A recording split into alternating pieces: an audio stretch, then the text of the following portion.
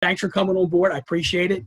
And what got me thinking about this, it's got to be 8-9 months ago. Obviously, COVID hit. It's the whole pandemic thing, and people are dying. People are losing their jobs. People are losing money or income.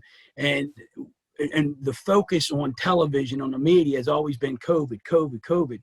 And I got to thinking about it. I'm like, there's a darker side to this that does not or is not spoken about. And it's the side of it where people are living these lives of quiet desperation. Now, why am I getting an echo here? I don't know. But anyway, they're living these lives of quiet desperation. That was a quote from Henry David Thoreau. And no one was talking about, and this is supposed to be an inspirational moment, by the way, not depressing. So we're going to talk about the negative first, and then we're going to bring it back up. But nobody's talked about all the, like, the increase in the suicides, the increase in depression, and nobody's talked about that. And while people are living these quiet lives of desperation, and they're isolated, and isolation breeds depression, and it breeds a lower self-esteem. And while these people are living these lives, they're not talking to these lives of quiet desperation. They're not talking to anybody, and they're just holding it all in. And I think that leads to an area or a situation where things just go downhill, and they go downhill slowly but surely, and they start picking up steam. If I can give a quick disclaimer here as I go through this information, I'm not a doctor. I'm not a psychologist. I'm just a guy who's read about 900 books over the last 30 years, whether it's spirituality, whether it's personal growth and development, self-help, whatever you want to call it. I've read a lot of books, and I've dug into this stuff. And so what I want to do over the next 20 minutes or so is just talk about, self-confidence and self-esteem. Is there a difference? Are they the same? What has broken us down over time? What's torn our confidence down? What's brought our self-esteem down? And then we're going to bring you back up. I want to bring you back up, and how can we build that self-esteem? How can we build that confidence? So, like I said, about 8 or 9 months ago, I was actually contemplating a decision to leave the brokerage where I'm at. And I was struggling with the decision. And I reached out to a friend of mine, just made a call. We were talking about it. And, we had somewhere in a conversation, it came up, the thought came up like, okay, Rob is a guy that feels like he's got a lot of self-confidence. He feels like he can do anything he puts his mind to. And, but the question is, why do I struggle like getting over the hump sometime? And my friend Mike, he says to me, he goes, Rob, he goes, there's a difference between self-confidence and self-esteem. And my first thought was, not really, is there? And then I got to thinking about it, and we talked a little more about it. And it's come to light in my mind that there is a difference. They're not one and the same. Are they closely related at times? Yeah. Are they like miles apart at times? Yeah. So it's a matter of where you are in that moment, what you're going through, because people will say confidence, it's fluid, it's fragile, and it's situational. So it comes and goes. We can maintain and even keel confidence. A bad storm like COVID can come and blow everything up, and you lose your confidence. And it's situational. It could be confidence in finances. It could be confidence in your family life, in your spiritual life. So it's situational in that regard. So I think COVID has exposed something far greater than just the disease itself. It's that depression, anxiety, and whatnot, and the struggles people were going through. So we had that conversation. And then I've been in the business for about 20 years. And in those 20 years, I've done very well. And going through that personal growth journey and reading and studying, one of my mentors along the way has been a guy by the name of Jim Rohn. And if you don't know him, he's a motivational speaker. It's not the guy Jim Rohn on ESPN, if you're thinking that. But this guy, Jim Rohn, and I've listened to him many a times. I've heard many of his seminars and his presentations, his YouTube clips. And he says something. And he says, he goes, you will double your income as fast as you double your self-esteem. Now, just a disclosure, this is not about money. It can be about money, but it's about your journey in life. It's about these different areas in your life. I can double my confidence as fast as I double my self-esteem. I can double my income. I can double whatever it is, a skill, as fast as I double my self-esteem. And although I'm doing really well in real estate, I think of the number double. And I'm like, okay, I'm really not doubling. And yeah, you can go from 1,000 to 2,000 easy enough. You can go from 10,000 to 20,000. You can go from 50 to 100, but going from 100 to 200, 200 to 400, 400 to 800 might get a little tougher. So I was hanging my hat on that double, double, double. And I'm like, okay, why haven't I? And I got to thinking, maybe, just maybe, it's a self-esteem problem or an issue, self-esteem issue that's called. And so I started digging into it. I started reading some books. I started journaling a little bit and questioning myself. So what I'm going to do next is I'm going to plug in my little gadget here. If you see on the screen, it's my little overhead projector via, it was called an Elmo or something like an Elmo, but I'm going to do some drawing here for you and put a few diagrams in. So hang tight a second as I share my screen, and we're going to do this.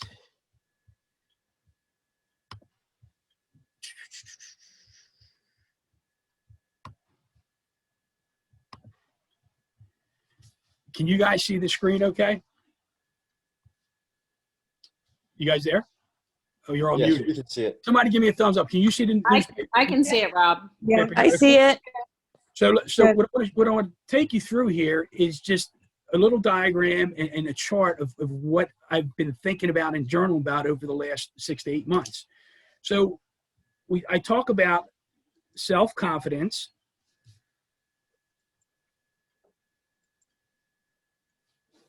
and self-esteem.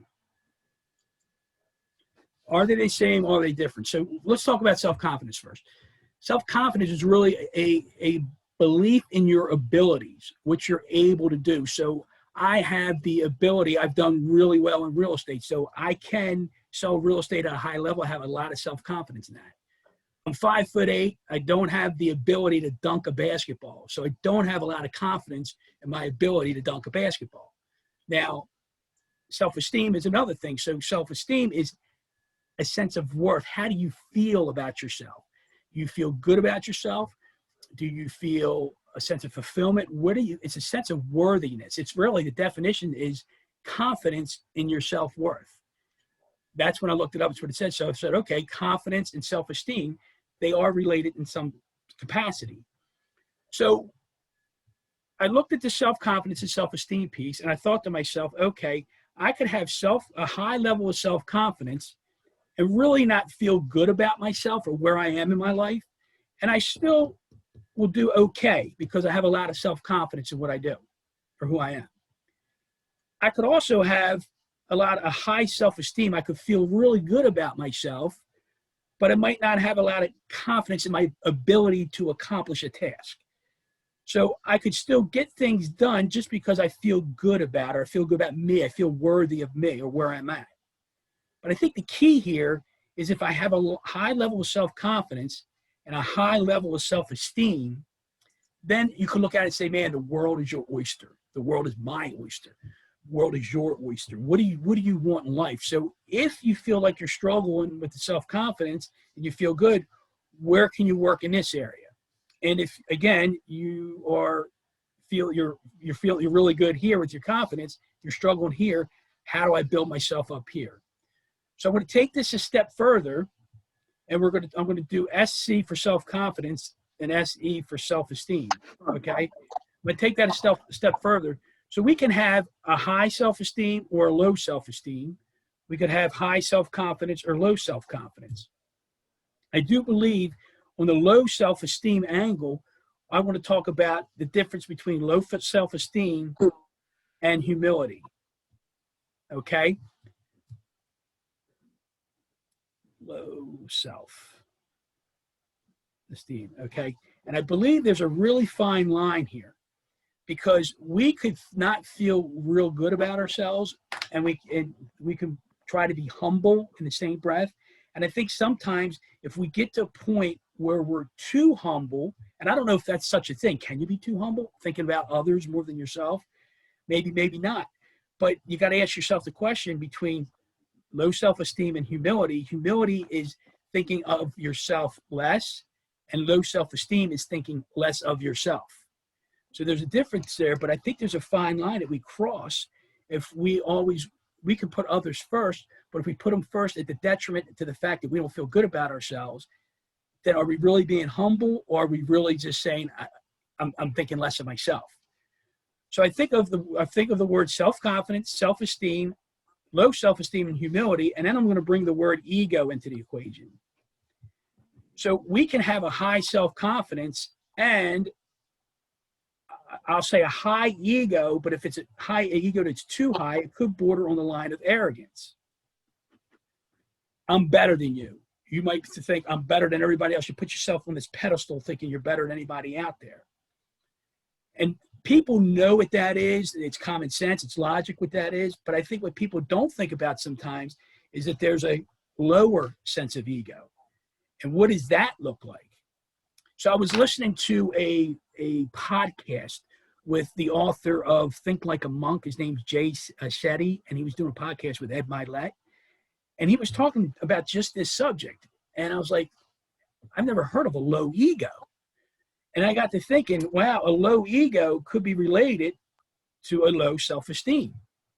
And a comment or a low ego example would be somebody might say, hey, Maggie, you really look good today. Thanks for showing up. And Maggie would say, oh my gosh, my hair is a mess and I didn't put my makeup on right. That's a low self-esteem comment because somebody gave you a compliment, said you look good, but you had to, in a sense, I guess, self-deprecate or say, I really don't look that good. I don't feel that good. Oh, I'm embarrassed to show my face. Or I could give a speech one day and somebody could say, hey, Rob, you did a fantastic job. And I can say, oh man, I missed 5 points I wanted to make. Oh, I was horrible. That's like a low ego comment. That's like a low self-esteem comment. Nobody knows if I made the mistake or not. Nobody knows if I missed my points, but I had to make it. I had to let you know that I missed them. I had to let you know that maybe I didn't feel that good about the presentation.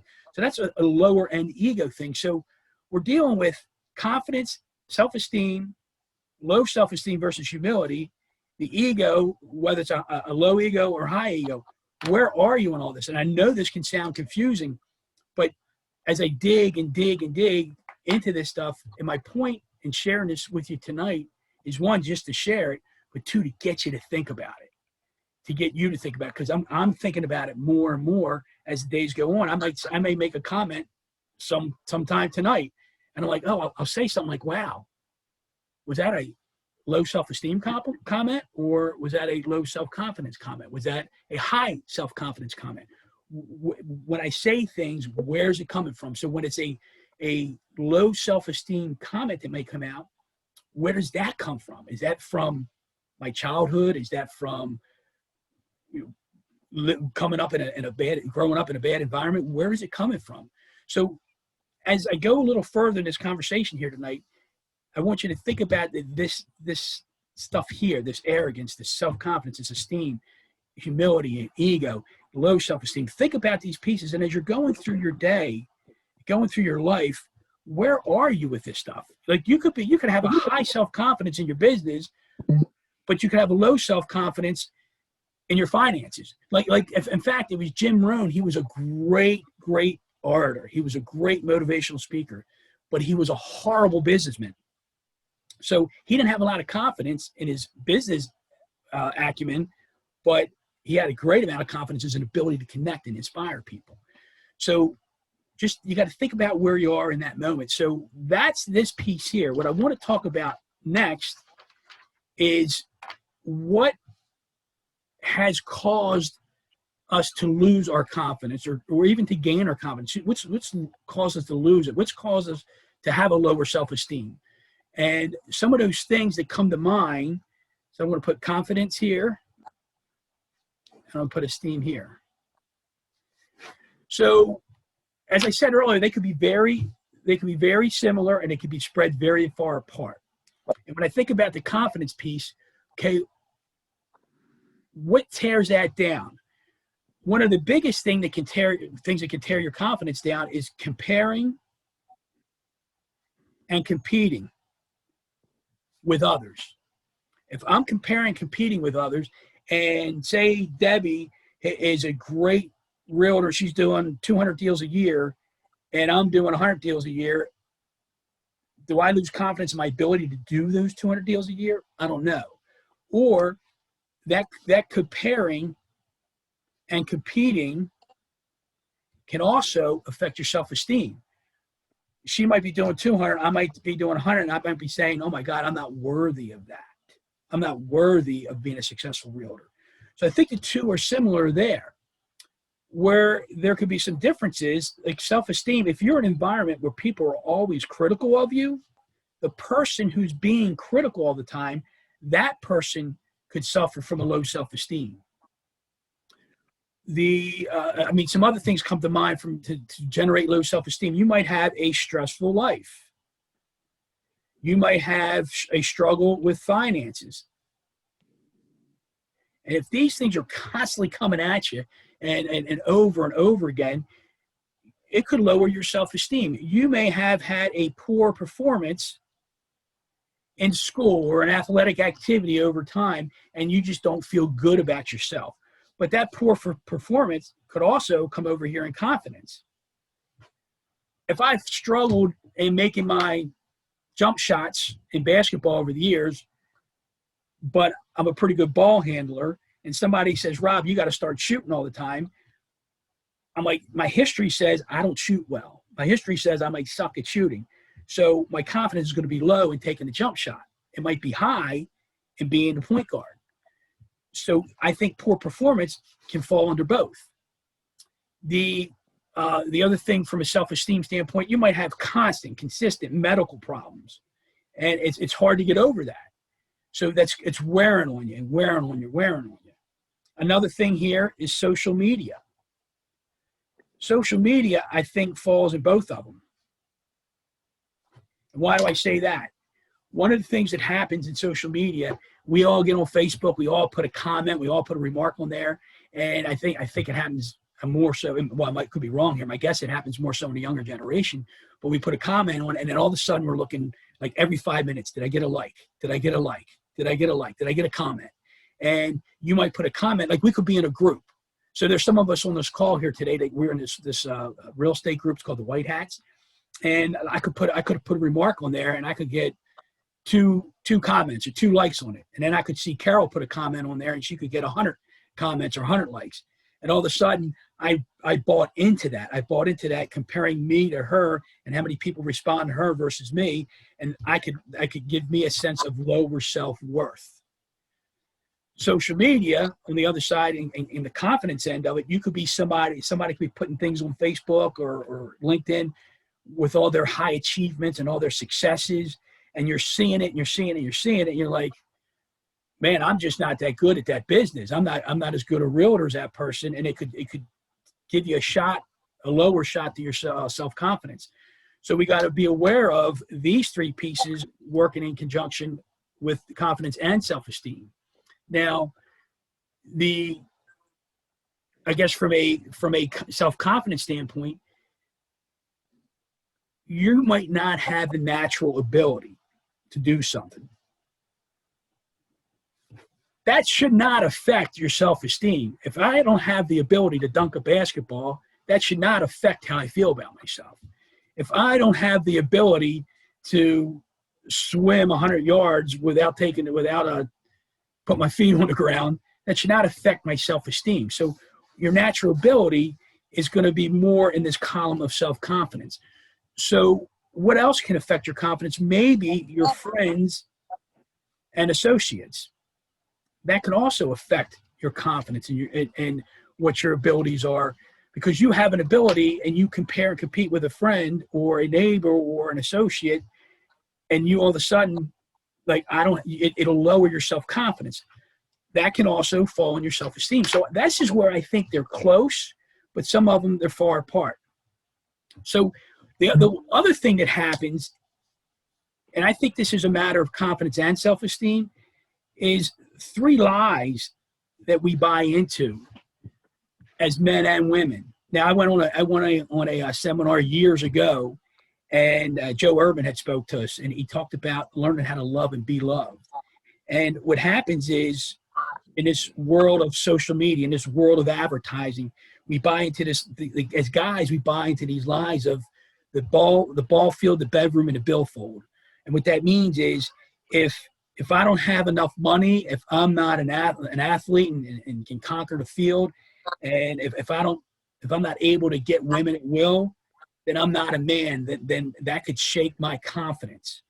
The other thing from a woman's standpoint, it could be their looks, the material possessions that they have, or maybe the clothes they wear, or maybe the money they have. So if we don't have that, the lies we buy into means you're not a man or a woman, when in reality, you are who you are.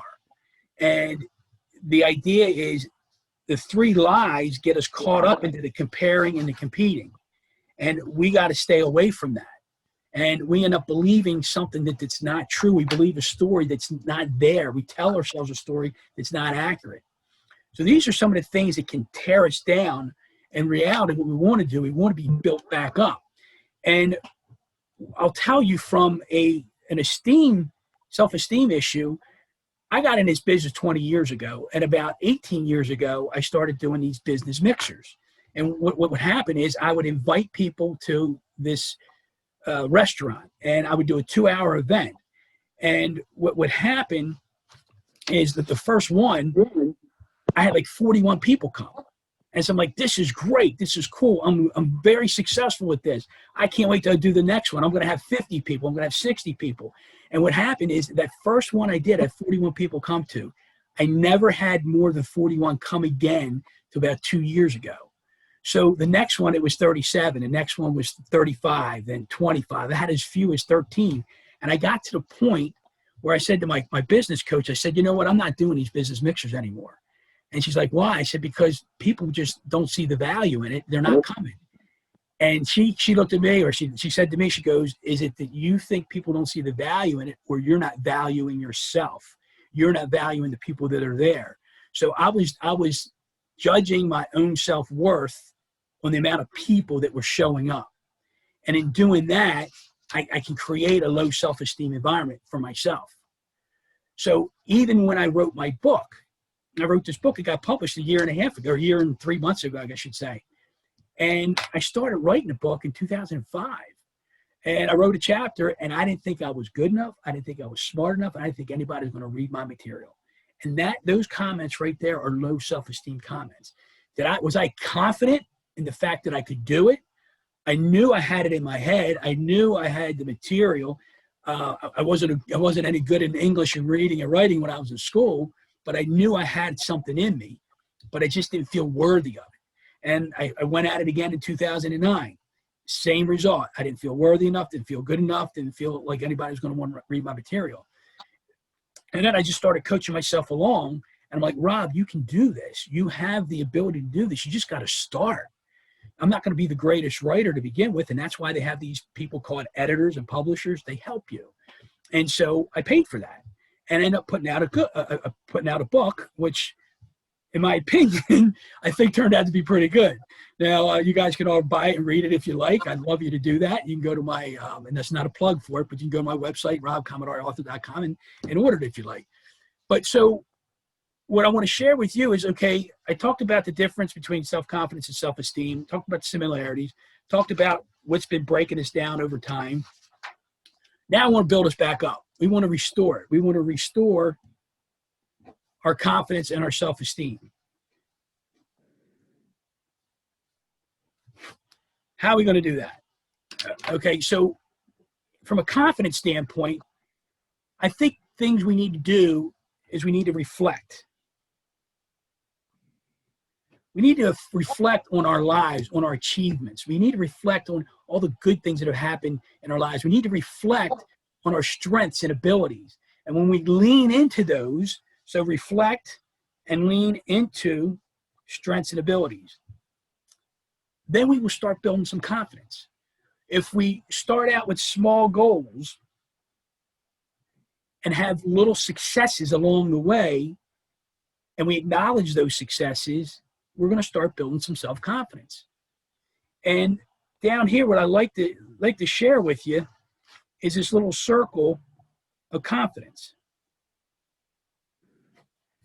And what does that look like?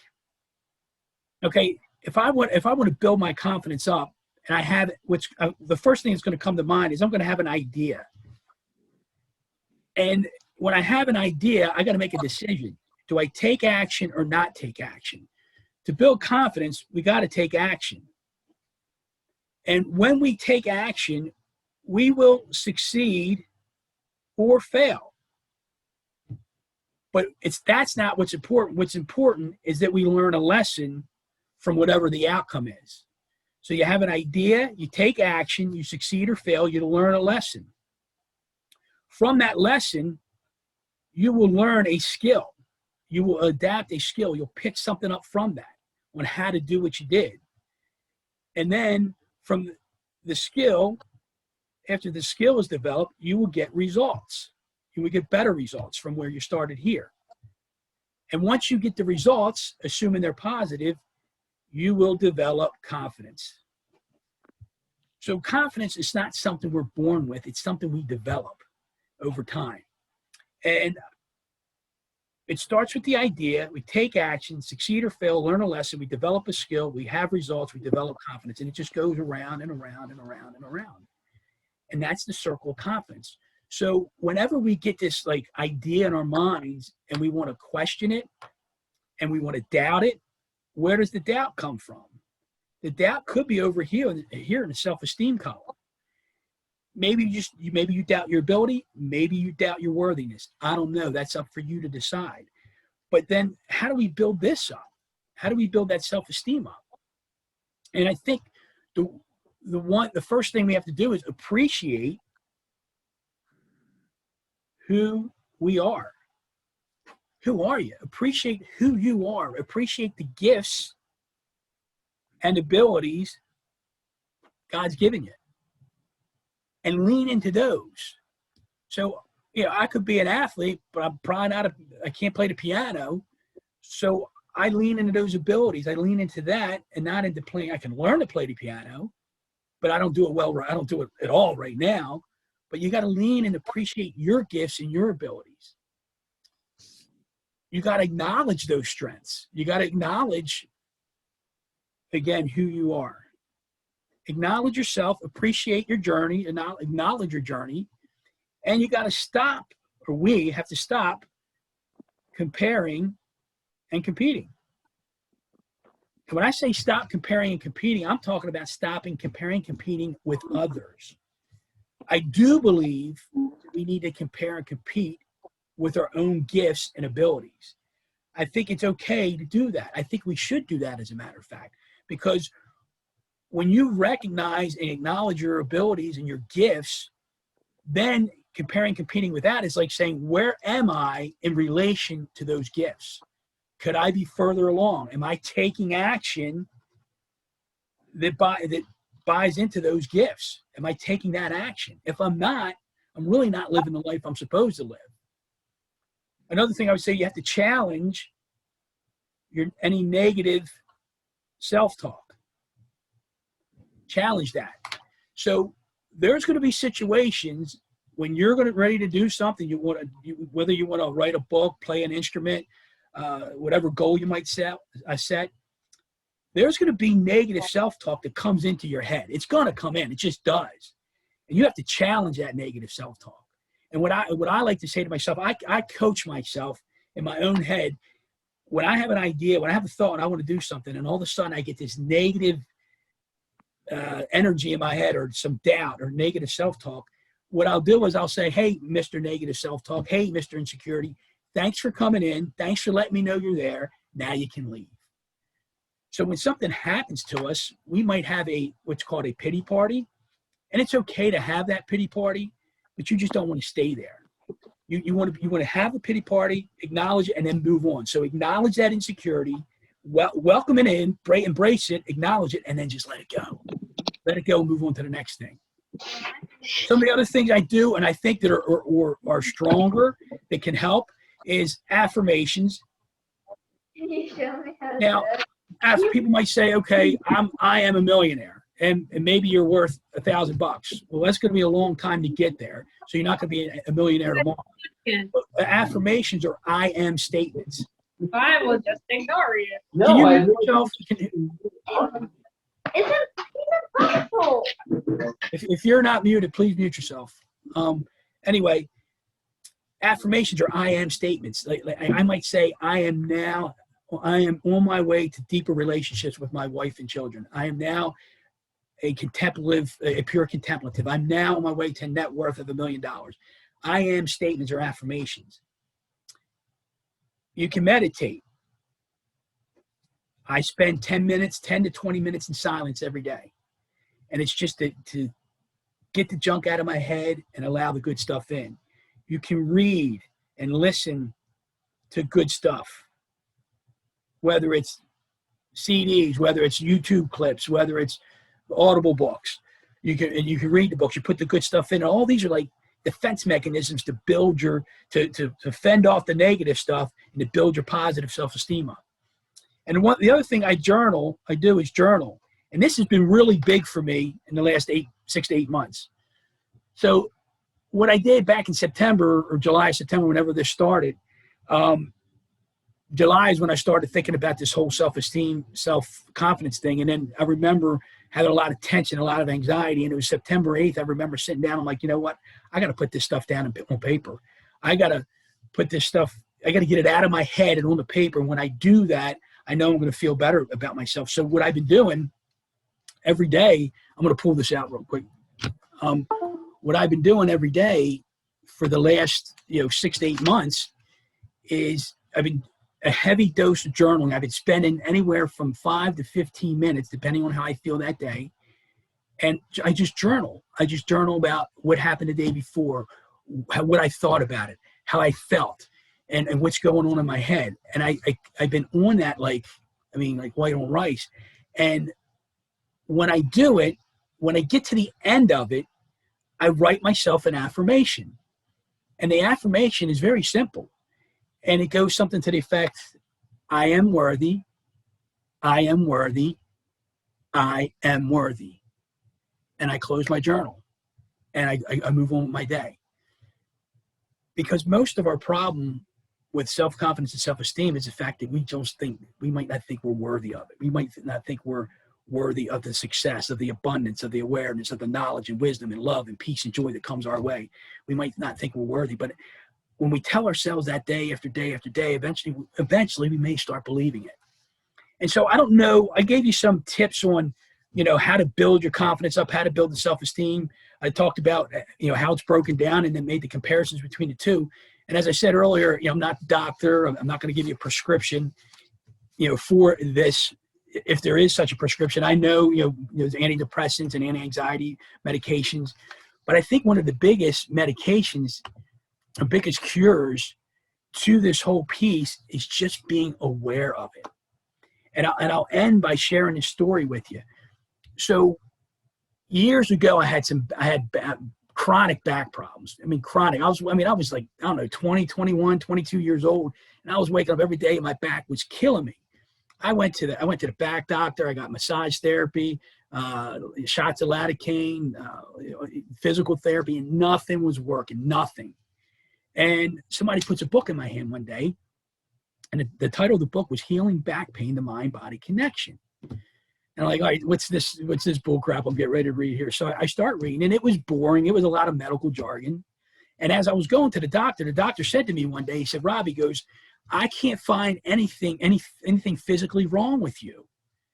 And I'm like, Doc, I'm waking up every day in a lot of pain. And he goes, Rob, I don't know what to tell you. There's nothing here that shows that you have an injury or anything like that. You just got a lot of pain. So I'm reading the book, and I got about a third or halfway through the book, and I turned the page, and it got to the point where the author writes, he says, you will get to a point when your doctor says there's nothing physically wrong with you. And I'm like, holy cow, I need to read the rest of this book. So I read it, and I read it through, and it gives you a lot of symptoms of what's going on. And the back piece of it is there's this thing called tension myositis syndrome. And what happens is if we have a lot of stress and a lot of anxiety going on in our lives, and we hold it in, it's got to manifest itself in some way, shape, or form. It could be back pain. That's the most notable. It could be ulcers. It could be headaches, migraines. But it has to get itself out. The fact of the matter is there might not be anything physically wrong with you. And so what I was doing is I read the book, and basically the cure in the book goes on to say is the awareness of it all is part or the main cure of it. If you didn't have a physical injury and you're suffering like this, why is that? And it could be, it's a manifestation of all this tension. And the part of the cure was like, I would say to myself, the pain is real, but there's nothing physically wrong with me. And after 3 weeks, the pain went away. And 2 other times over the last 20, 30 years, I've had similar situations happen. And it all came back to stress, anxiety that was manifesting itself in a way. And when I went back to say to myself, there's nothing physically wrong with me, but the pain is real, it eventually went away.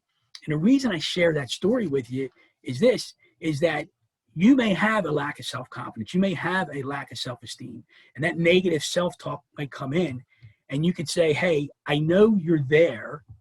I know I'm not feeling good about myself. I know I don't have a lot of self-confidence right now.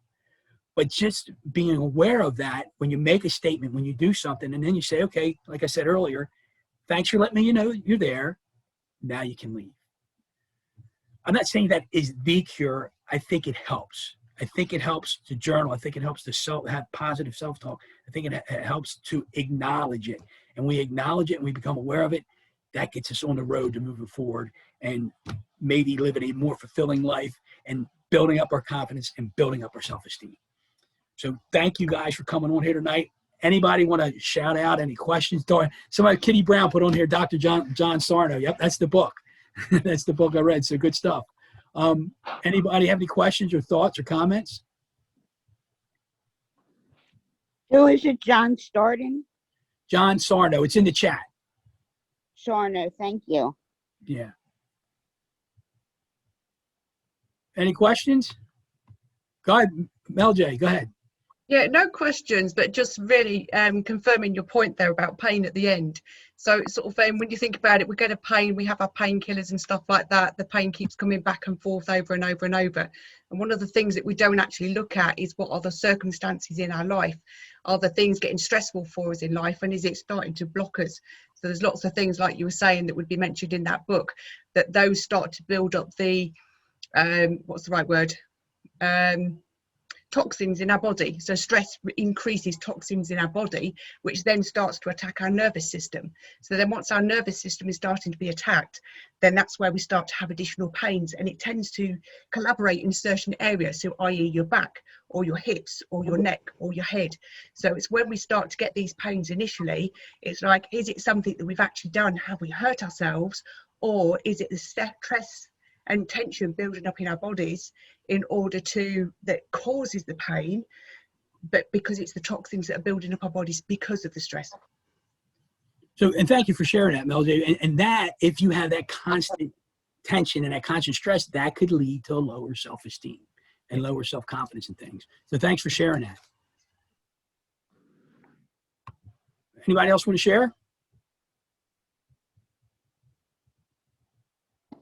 So everybody's ready to go. Everybody's got confidence. Go ahead, Rich, you go. I'm just going to repeat Les Brown. We all have greatness. You have greatness in you. Every one of us. We do. We have to believe in that, right? Exactly. I was just going to say that. You have to believe it. And it is true. We all do. We all do. And it's our job to bring it out in ourselves. It's our choice too, right? It's a choice. True, we can make. True. I mean, you might not be in the right place, but if you work on it, you'll get there. That's for sure. It worked for me. I was not in that place. You know, I think we all had our struggles at one point. I mean, that's the value of the journey wall, which brings us back to the previous show you had on here, Rob. You know, you have to put the work in even when you don't want to. That's the key. That's the key. And it is work. It is work, right, Rich? Absolutely. So just, I mean, I think understand this. You can't just snap your fingers and have a high self-confidence. You're not going to be able to snap your fingers and have a high self-esteem. It's an up at dawn, down at dusk task for some of us. Maybe not all of us, but some of us. And as we continue to work on it and recognize it and just do the little things to build it up, I mean, you can live a really fulfilling life. Took me 56 years to get here. I'm at 53. I'm right behind you, Rich. Okay. But you know, it was worth the journey. That's for sure. There you go. I can say that. And Rob, I wanted to add about, it's Kitty. Hey, Kitty. I wanted to add in your confidence building category, I was taking a lot of notes about things we can do. I know everybody here is not a realtor, but training and studying has been a real confidence booster for me in my career. You know, self-esteem is more cerebral, but in terms of self-confidence, it seems it's more maybe physical, because training has really boosted my self-confidence because my competence went up. So that's been a big thing to help me in my career. Thank you, Kitty. I appreciate you sharing that. So I have a question. How would you establish a difference between a love self-esteem or love confidence with limited belief? So you're asking the difference between having limiting beliefs and low self-confidence and self-esteem? You know, sometimes we have those monkeys talking to you that, you know, but is that really low self-confidence, insecurity? Well, I'm not the authority on it, but I could say it could probably relate to both of them, is what I would think. If you got a doubt going on in your mind saying, you know, I can't break this ceiling, I think the question is, what's holding me back, or what's holding you back? Is it an ability thing, or is it a esteem thing? Ability, you can work on the ability. You train. It's like I think it was Mel J. maybe said, or Kitty said about training and working on something and slowly but surely jumping into it and learning it. But as you do that, I do believe your self-esteem will rise too. But they don't always go hand in hand, if that makes sense. Because you could still not feel good about yourself and break that ceiling. You could. That makes sense there? Yeah. You could. Yeah. Because you don't necessarily have to feel good about yourself to break through and say, hey, I can do this, but I might feel like crap internally. That could happen. I don't know if that answers your question or not. No, it did. I'm just, this has been helpful. Anybody else want to share?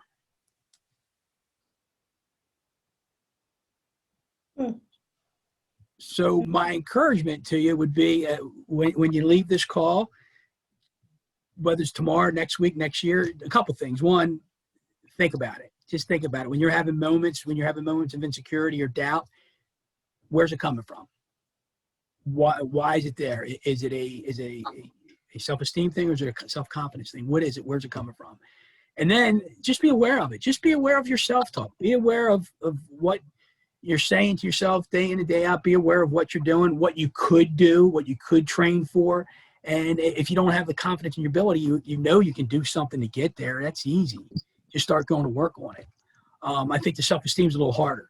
But so my encouragement is read the good stuff, listen to the good stuff, start journaling, start meditating, and maybe exercise is a good thing too. It helps people feel better as well. So I appreciate everybody being here tonight. And if you could reach out to me individually if you like, you can reach me at my email. It's rob at robcommodoreauthor.com.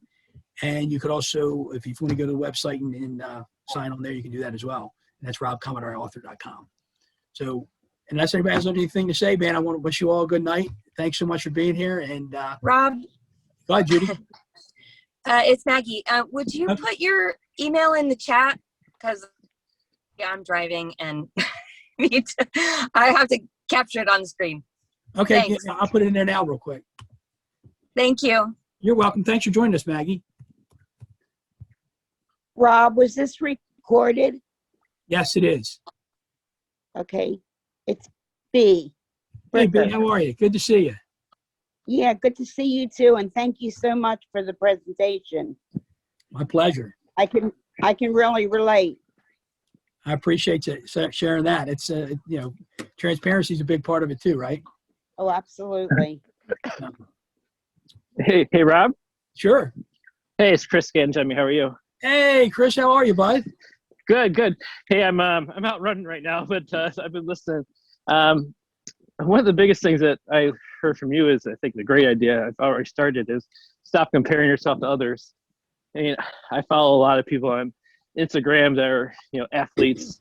They're into running, and I found out that some of them were just talking about themselves all the time and not really giving any pointers. So I was like, those are the people I can't be following anymore. So I just unfollow them and just follow the people that, talk about themselves, but also give encouragement. Like, David Goggins is a ultra athlete who is always giving great stuff out there. But others are just like saying, I ran 10 miles today at 8-minute miles. Well, that's not doing me any good. So But hey, Chris, thanks for sharing that. It's great stuff. And everybody's going to pick up something different. And Chris, Chris is I met Chris years ago at Toastmasters, right, Chris? That's right. Yeah. So good stuff. Thanks for sharing. No problem. Thank you. Hey, Chris, you ever hear run your own race? That's what we're talking about right now. Run your own race. And you're literally doing that right now. Exactly. That's right. How cool is that? That's right. So we're all on a journey. We're all on I'm going to leave you guys with this. We're all on a journey, and we all have our own story. And what's your story? What's your journey? The Christians put a thing here. I got to push 7.23 minute miles. What's your journey? And don't compare your journey to somebody else's journey. Don't compare your story to somebody else's story. Compare your journey, your story to what you're capable of. So I wish you all well. And again, if you need something, I'm more than happy to talk to you. Reach out to me, and I'll connect with you one-on-one if you like.